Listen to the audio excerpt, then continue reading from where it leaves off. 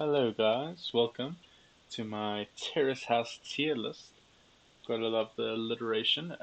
So today I wanted to do an idea that obviously I'm sure a lot of people have seen, all tier list idea, but with Terrace House, one of my favorite shows, and something I haven't seen yet, so I thought it would be, quite the original idea, sort of.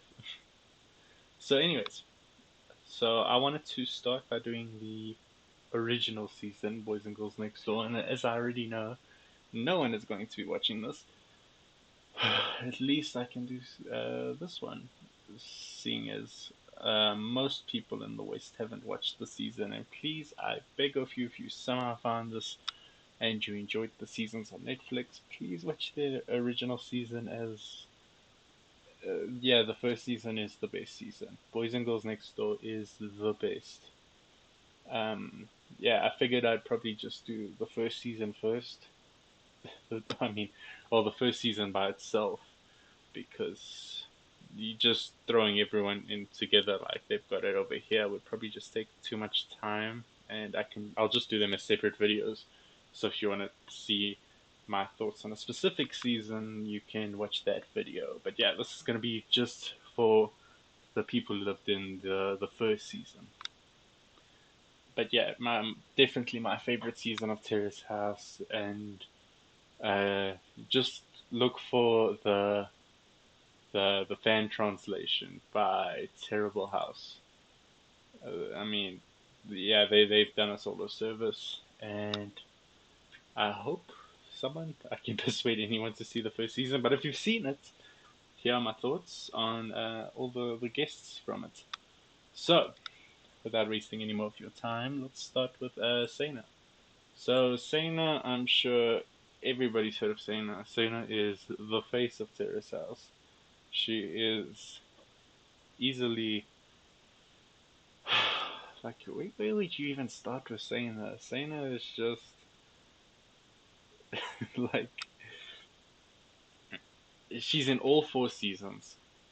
At least either as a guest or like a cameo appearance. She's one of the only people. She?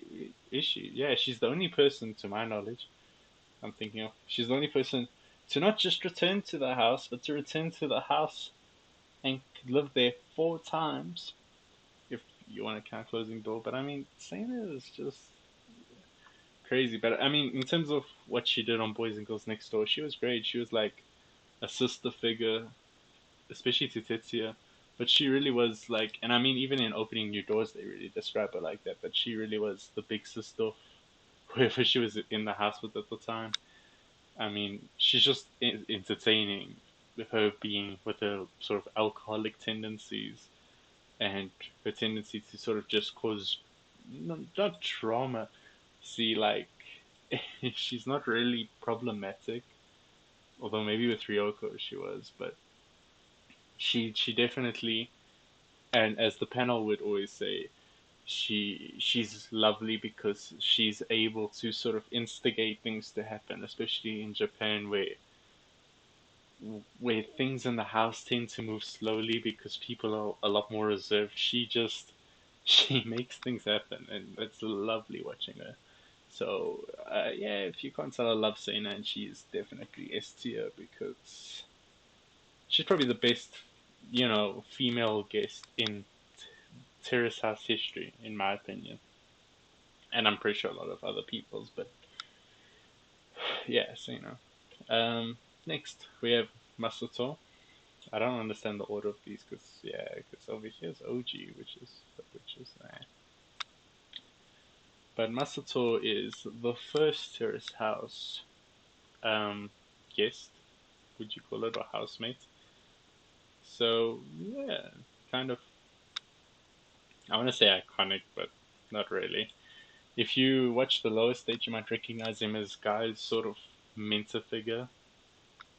That dude Guy talks with in like some restaurant who was around. And I don't know, Masato is kind of douchey. I don't know how else to describe him. I mean, he's cool. He kind of, much like Sana, provides this big brother role. especially for Tetsuya. When he's living there, helping him out and whatnot. But I don't know. I just something about Masato rubs me the wrong way. He's kind of like this guy who you just get the sense he doesn't really care about anything. Even when he's on the show, he doesn't really leave much of an impact. He leaves more of an impact after he leaves in pursuing Seina relentlessly, despite how badly she treats him. Um, but yeah, Masato, uh, just okay, I guess. I mean, I would say definitely D tier. He's just, I don't know. And generally, it kind of even felt like at a point he was sort of using Tetsuya to sort of get close to Seina because at a point it feels like Tetsuya is sort of trying to play Cupid between the two, telling Seina like, yo, you should talk to Masato, and Masato's talking to him at the beach and at the restaurant. I don't know. I mean, he never really did much for me to ever like him, so yeah. Next we have OG, probably the weirdest dude in Terrace House history. Um, so OG, whose real name is Tetsuya, just OG. I don't know if I'm saying it right, but this dude is just strange. He's a pharmacist who immediately is quite odd. I mean, even the panel says he's like catchphrase is just saying yeah. And I think my favorite moment of him has to just be his date with Sena, where he immediately tells Sena he loves her and asks her to be his girlfriend on the first date. I mean, he's got balls, or he's just stupid. I don't know. He's someone I've never really figured out. And what's weird about him is he's not even like he's. I mean, he could be putting it on, but he's not like in Terrace House where we've had like maybe a singer or an actor like Taishi in a lower state who really acted very. I mean, he took a lot of. I don't know. He really, you could tell he wanted to be noticed, and he's an actor, so you kind of already get the idea he's trying to further his career. And I also think that's why, as the seasons went on, we got more and more sort of like musicians and actors, and all these people who really had something to gain from being on Terrace House. And I'm not saying there's anything wrong with that, but I'm just saying, like, with OG being a pharmacist and still being as strange as he is, I don't know. I mean, even one of my favorite moments is just him, like, calling, saying, oh, well, Daiki and Tetsuya have, they do that weird thing where they put the glasses on and they just spur him on to do it. And I mean, Easy is really entertaining to watch just because of how weird he is and how strange and bizarre he acts. It's just he loses some points for the how awfully he goes on to treat Aya later on in the season, where he sort of uses her to sleep with, and I literally sleep with. And he says he can't even remember doing it. I don't know. Something about him is just weird, entertaining, but he's also kind of a douche. But entertaining is more than I could say for Masato, so yeah, he's probably C. He'd probably be high if he wasn't like really. I think like he meets this criteria for me where, despite being a really scummy person, he entertains me enough that I think he does more for the show than you know bad. So even though like I dislike him, I still like him if that makes sense. But yeah, next we have Shota. Shota is not on the show that long, and he does not get a lot of screen time in his short time there. But he is really, really, really likable. He's just like he's a really funny dude. Like, yeah, guys, I'm saying like a lot, but he really you can already get a sense of his personality on the first episode where him and Tetsuya are talking, and Tetsuya whispers his sort of infatuation for Ri in his ear, and he just says it out loud, and I don't know, it's a real bro moment.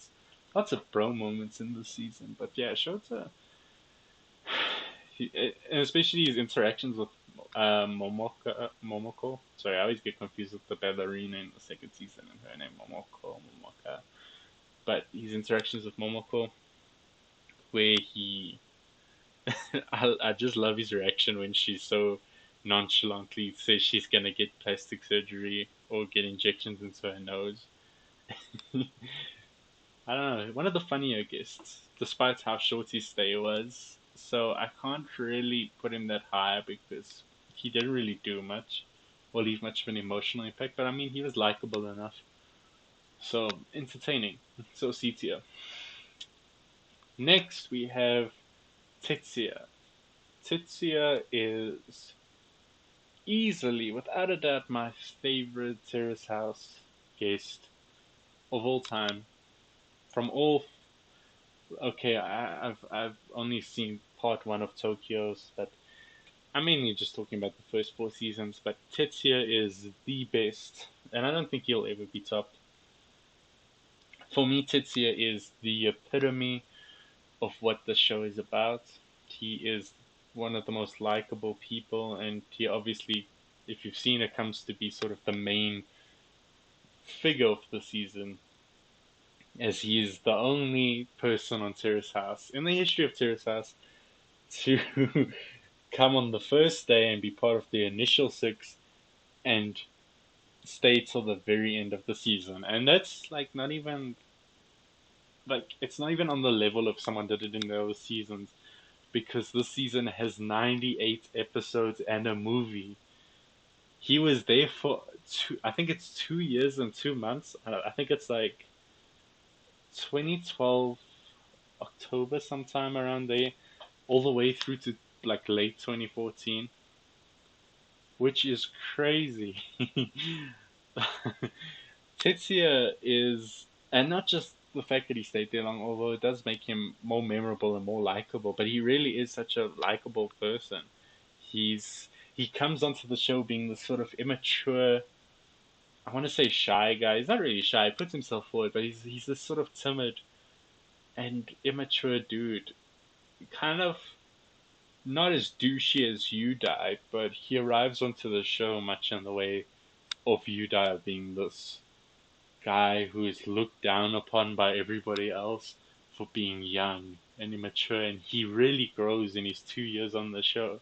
He goes to this really emotional story where he like he's initially like an aspiring firefighter, and we see him go into the world of acting and be an aspiring actor, and being an actor who gets a lot of criticism and just doesn't really do that well, to all the way to becoming an actual actor on, like, theater.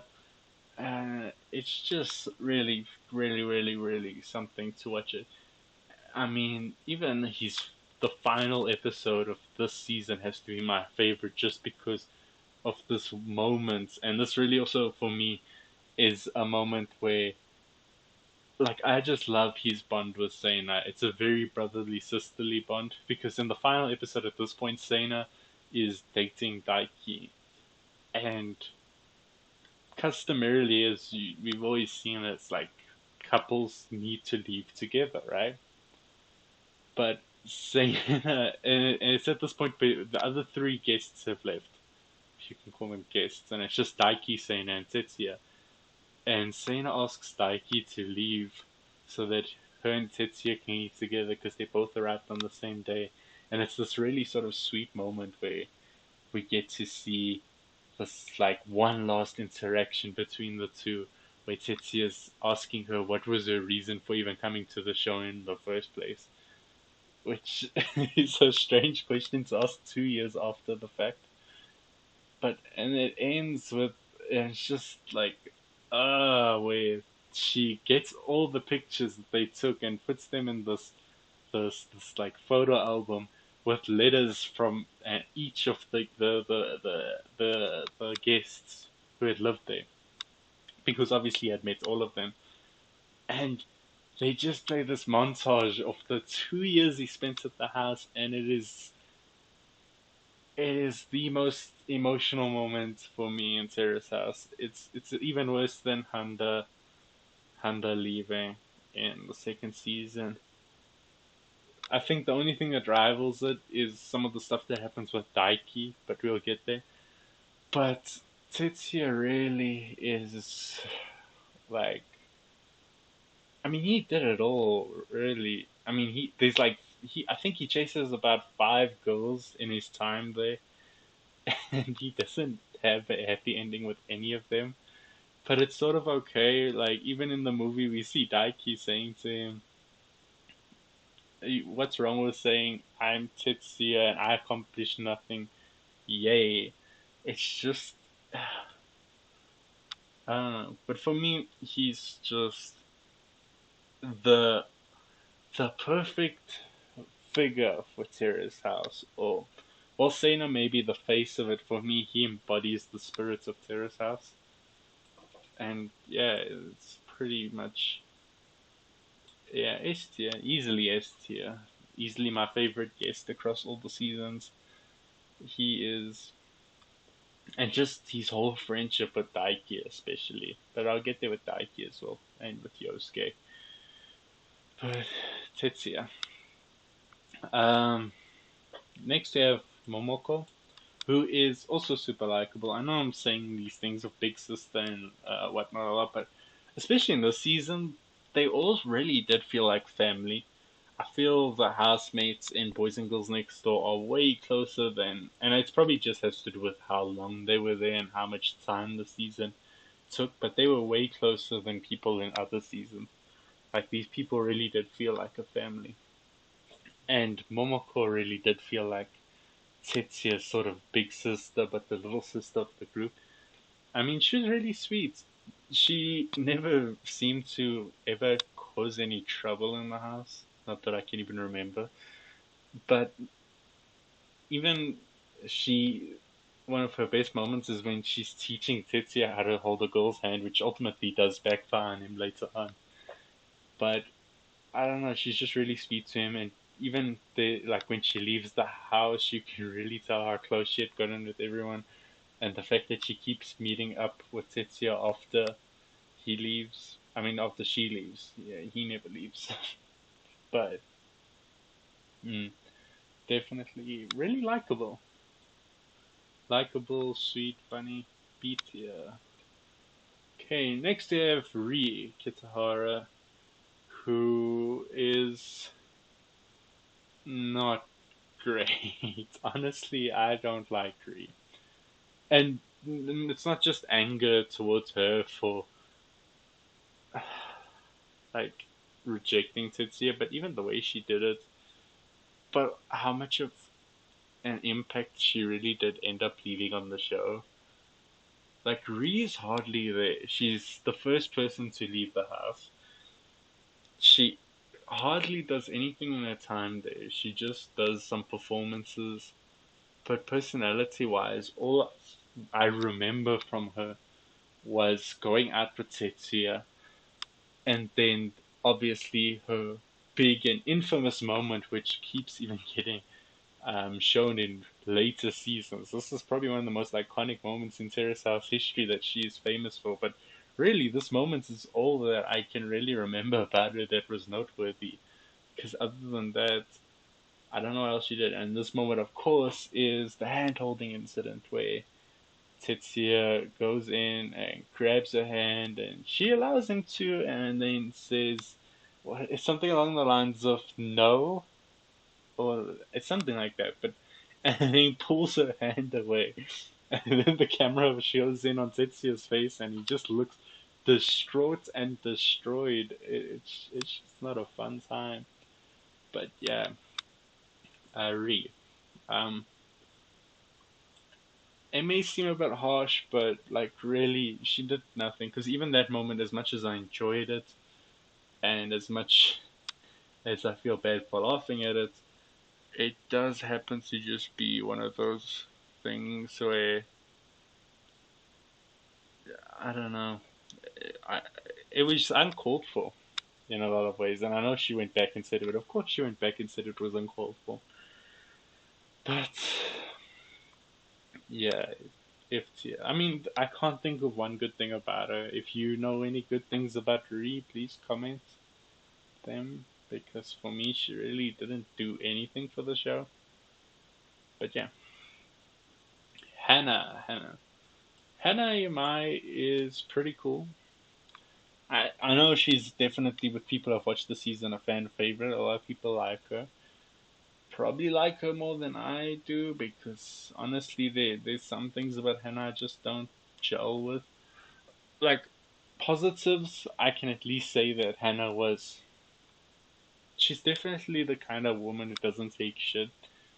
Like it was really cool seeing her let Joe skate down both times. Like you can tell she really isn't afraid to say things, and it does make her good with Sana, because the two are just. I mean, Hannah's not really on that level that Sana is, but she definitely is.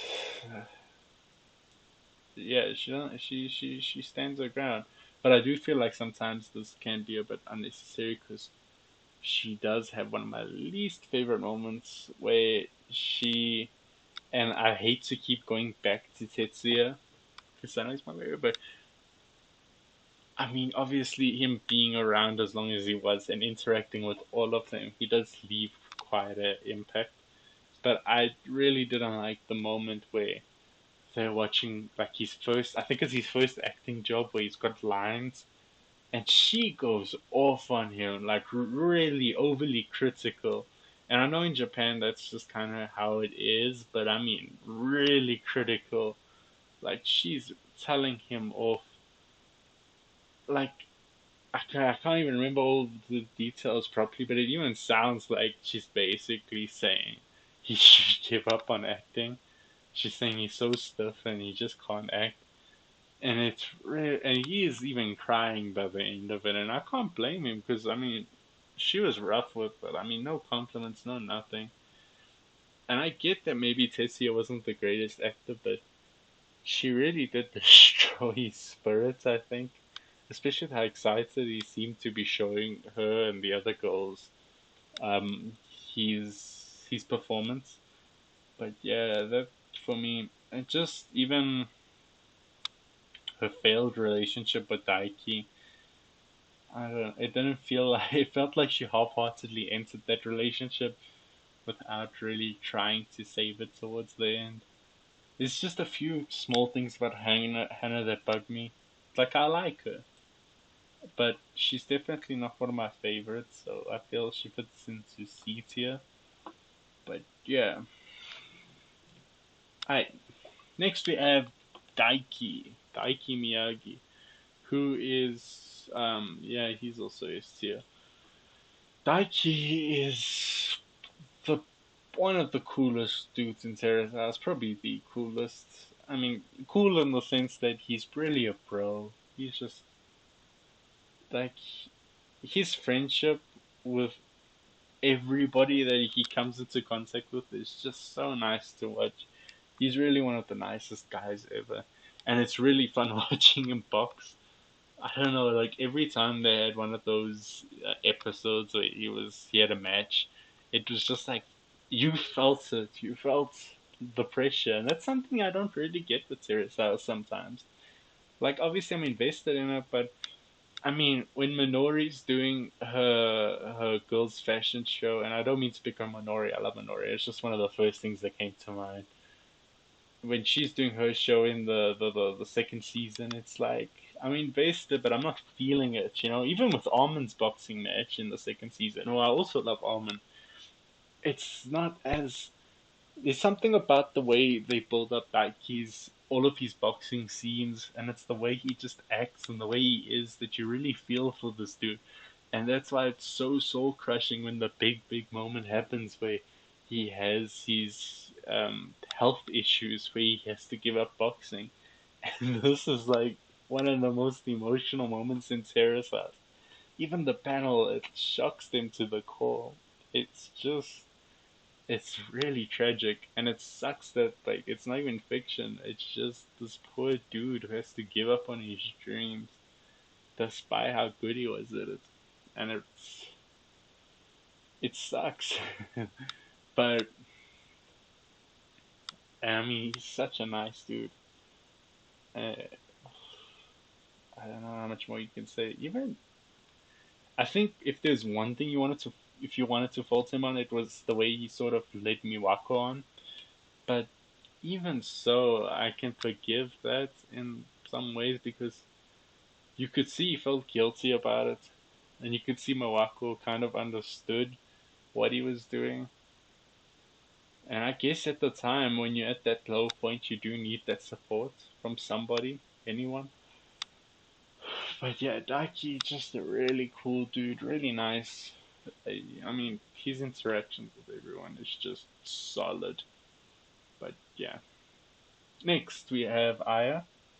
So Aya's also, like, she also was someone who I didn't feel much of a presence on when she was on.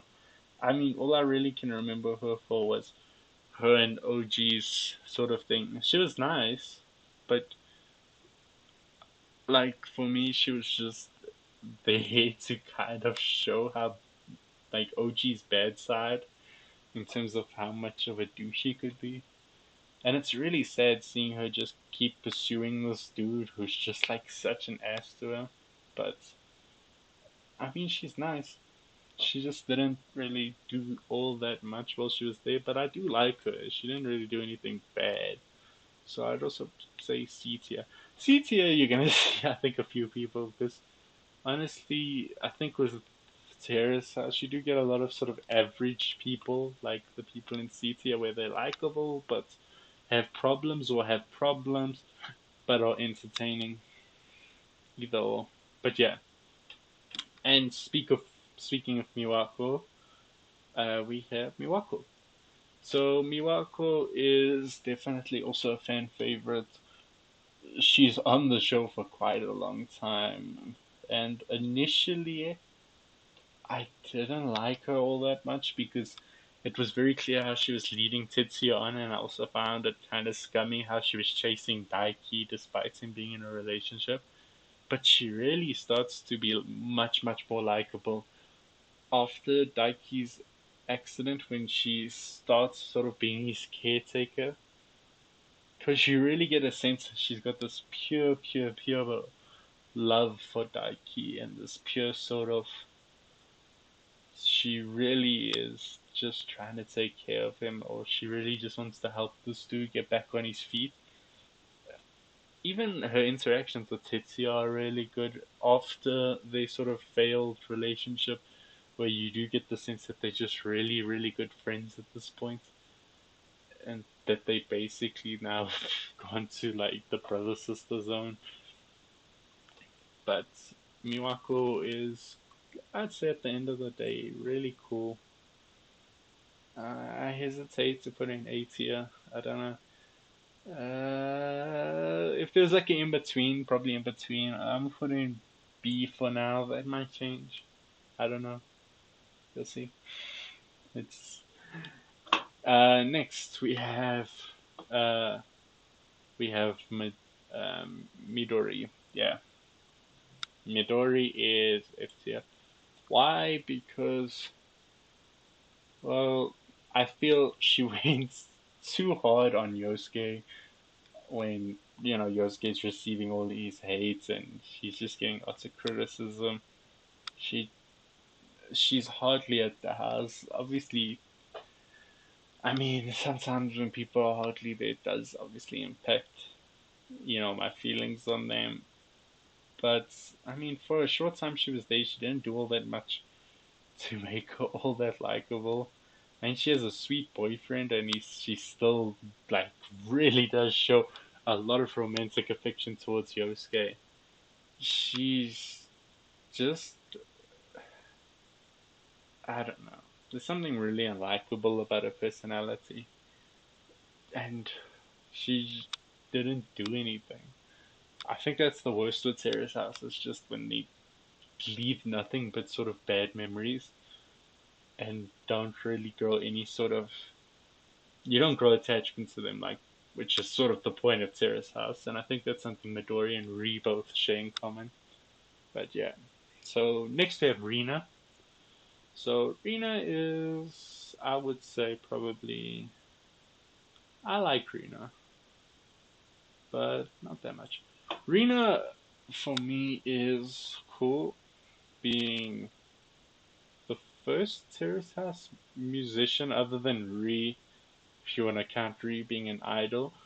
But she's, I mean, she's cool for that. She definitely gets along well with the group, I would say, with the amount of time she's there, and she never does anything too unlikable other than just being quite mean to Yosuke with the whole moment where he asks her out and she says, "I can't imagine doing anything with you other than a handshake." Or she's like, "I wouldn't want to touch you" or something. I don't know.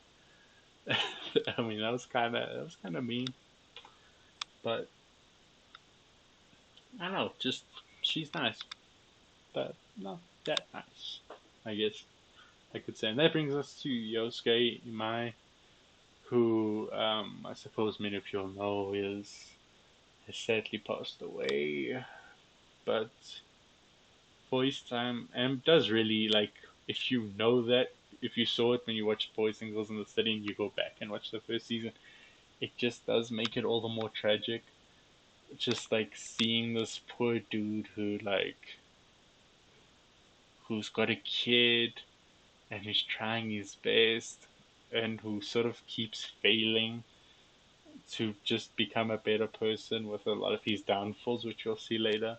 And just even the scene where he's talking to Daiki and Tetsuya and he's saying, when we're all 70, we must still hang out like this. It's just tragic. But Yosuke is definitely a bro. I think one of my favorite just trios in Terrace House is Daiki, Tetsuya, and Yosuke when they were all together on the show at the time, because these three really did feel like bros. They felt like best friends, and it was really cool to see that because it's something we don't get in the later seasons of just seeing bros. But yeah, Yosuke's cool, definitely. I think he really is somebody who I can admire. I can like he's just his passion for music and photography. You can tell it really does get to him when people and I know like people didn't like how angry he got, but I mean when they were saying you should just what is it take pictures and not your guitar or something, I don't know, but you can tell the guy's passionate. He's very passionate about what he does. His only big downfall, of course, is his romance life, where yeah, he just keeps messing that up. He keeps. I think Yosuke is the epitome of the saying, "He who chases two hares catches none." Because Yosuke, I mean, he does it twice with Rina and Hannah, and then Hannah and what was that other girl? Yeah, I forgot her name, but I mean, it was pretty scummy how Yosuke did treat that other musician girl, but all in all, I still do really like Yosuke, and I still really did feel for him, and really did grow an attachment to him in his time there. So, yeah, he's A tier. I definitely like Yosuke quite a bit. Next, we have Mai. Mai is a strange one because initially when watching when she first arrives it's really hard to tell what she's after because even the panel would soon sort of have to wonder what her intentions with Tetsuya specifically in chasing him and pursuing her romantic interest and just falling in and out of interest with him so quickly. You know, you can like her losing interest over him just sort of being playful with Miwako and Rina. It is a bit strange, and you do sort of start to wonder is she there just for the attention because she is a musician? But much like Miwako, I do really, really, really start to like her as the show progresses because even as after Tetsuya asks her out and she rejects him, I think at this point it does become clear because she shows a lot of dedication to chasing him, and you do get the sense that that's just how she is. There wasn't an ulterior motive. At least that's how I felt. I don't know if everyone would feel like that, but I like Mai. Mai was interesting. She really did entertain me, even in her worst moments and in her best moments. And I did feel sorry for her at the end when Tetsuya does reject her, but she was definitely one of the I don't know how to say it, but sweet, I guess. Very likable towards the end. Just even her whole fancy dinner date with Tetsuya, it was so charming to see it and how sort of I don't know. You really get a sense of who she was, or how sweet she was, or how she cared for him. I know I'm not really making much sense with this, but yeah, I like Mai. She's cool. Chie. Chie is another case of someone who just is not on the show that long and didn't do that much. And despite not being on that long, she gets quite the fanfare for when she leaves from the others. I mean, you can really see that they cared about her, especially Ipe and her. They had a really cool relationship. But she was chilled. She was, the kind of chick who lays back and just wants a beer and, really fun. She seems like the kind of person you'd want to hang out with. You don't really get to know her all that well in a short time there, but she's likable enough and she leaves a good impression. So, yeah, I'm gonna have to put her in C tier. Um, Next, we have Ipe. Ipe is cool. Ipe is a comedian, which is unique for Terrace House. Um, he is charming, I suppose is the word you could use. No, but he's cool. It's really cool just seeing him interact with everyone. Um, Even just with how he he just quickly fills the role of Daiki, which is a tough one to fill because obviously I think at this point Yosuke and Tetsuya had lost probably one of their best friends, and I mean Ipe does a pretty good job at filling that void for us and being this very comical character, which comedian he has to be, but I mean yeah he's cool. I think Ipe is beats God. Um, Next, Frankie or Francis. Francis is I don't know. So with Francis, she only really I mean for me Francis would be an easy F tier, but she gets more likable towards the end. She sort of has almost this cliche kind of um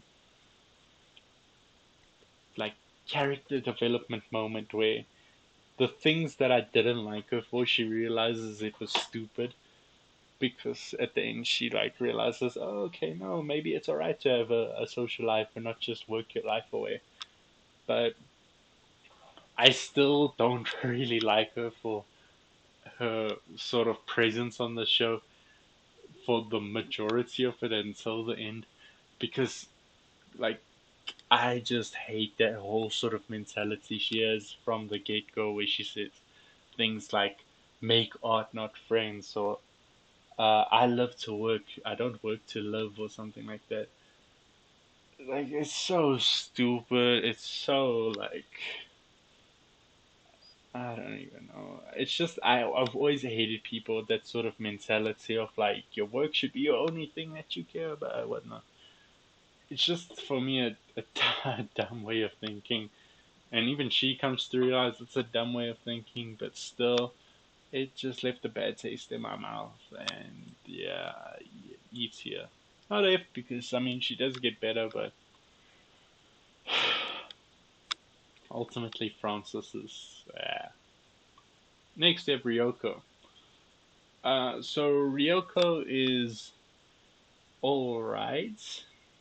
Like, okay, so she starts off quite dull, especially with the whole romance with Kenya.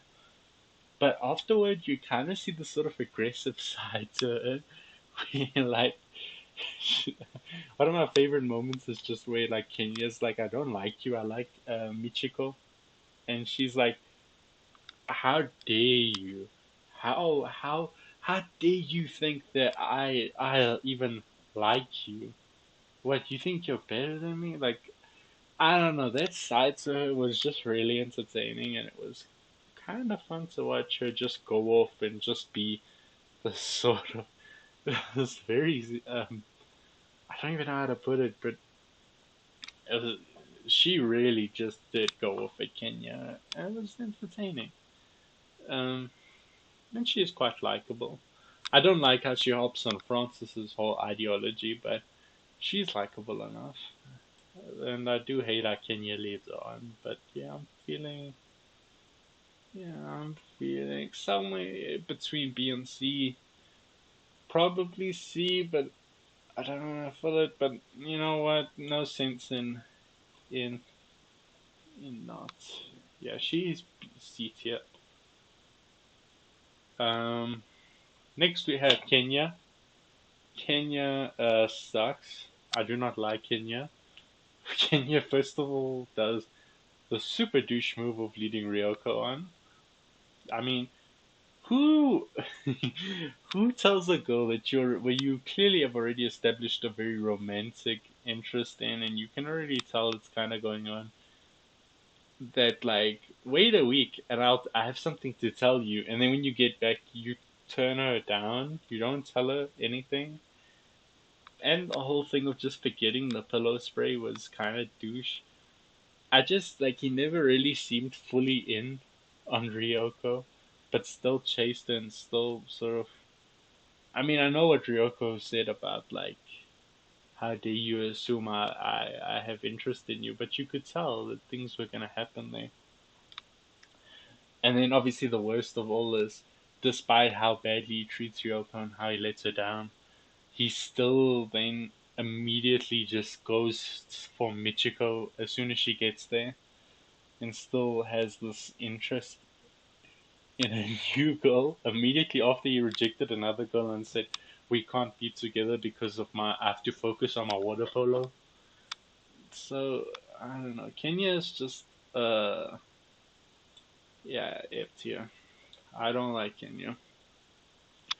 Michiko, another case of you just went on that show along and you didn't do much. The only thing I really know you for is dating Kenya.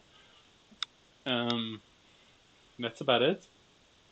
I mean, you didn't do anything bad. You just weren't that memorable. Certainly not as memorable as any of the C tier people. So I'd have to put you in D.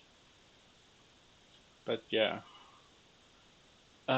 Next we have Daiki Ito.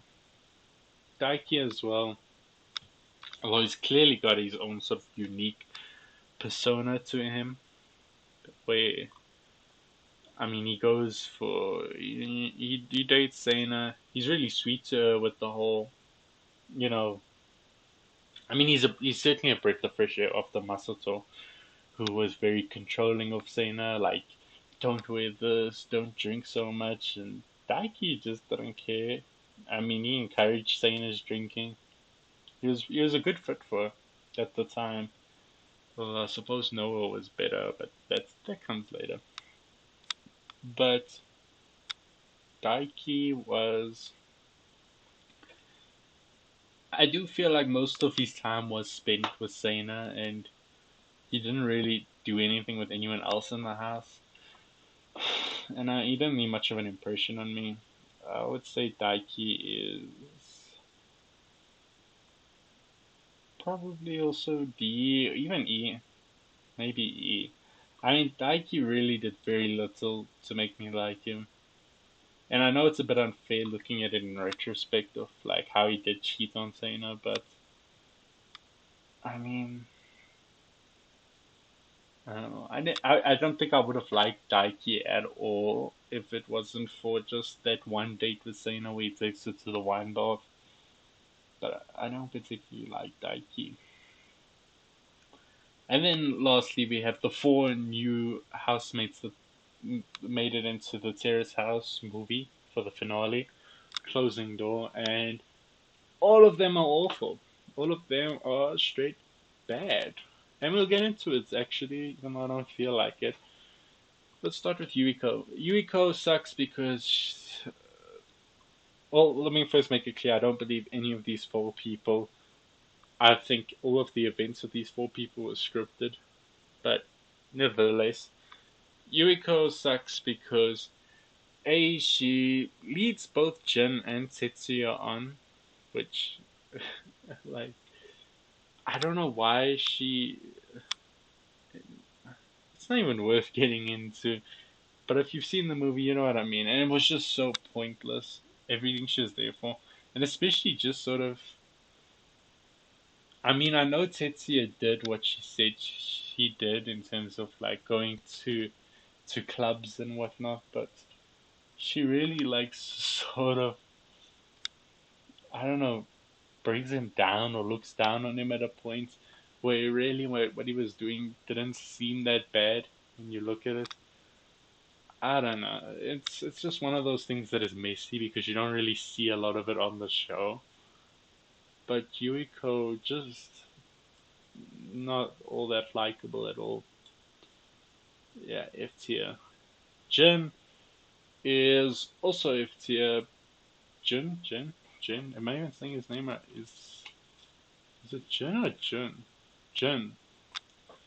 So Jin is F tier because, well, first of all, he has that really weird fight with Maya out of nowhere.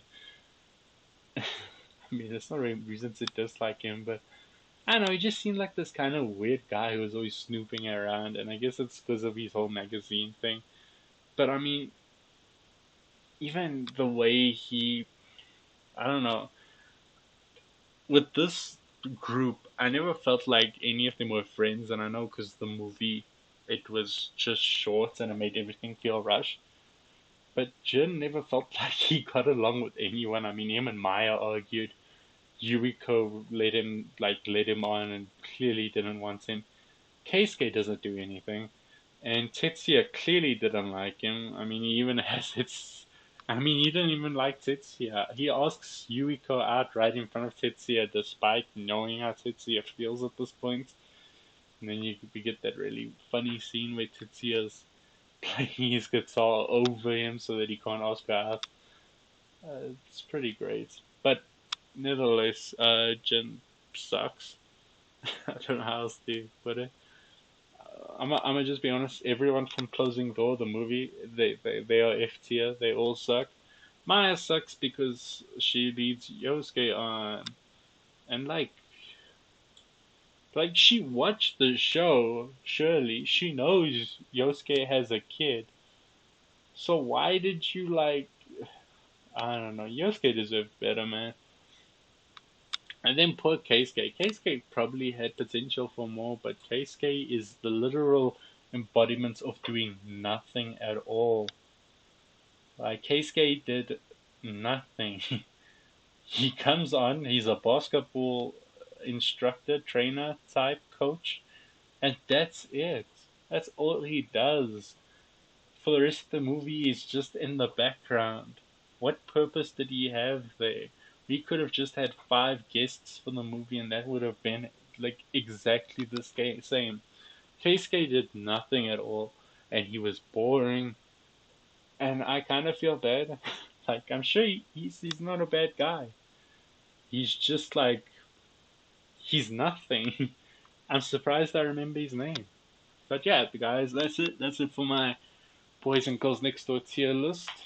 So to run through again, in F tier we have Keisuke, Maya, Jin, Yuriko, Kenya, Midori, uh, three. I don't know. I forgot her name. In E tier, we have Daiki and Francis. In D tier, we have Michiko and Masato. In C tier, we have Ryoko, Rina, Chie, Aya, uh, Hana, Shota, and Oji. In B tier, we have Ippei, Momoko, and Miwako. And then in A tier, we got Yosuke and Mai. And in S tier, we have Daiki, Tetsuya, and Seina. So, yeah, thank you guys for watching. If anyone's watching at all at this point, thank you for making it to the end. Next time, I will be covering my thoughts on the guests of Terrace House Boys and Girls in the City. But yeah, definitely. If you haven't watched the season, please watch it. It's really good. I know I have a lot of people in F tier, but like four of them are from the movie. The movie sucks. Don't watch the movie. You really don't need to watch it. But like seriously, it's really good, and it's one of the. It's such a pleasant season. Definitely the best one. But anyways, thank you guys. Goodbye. It's me, Michael, and I'm out.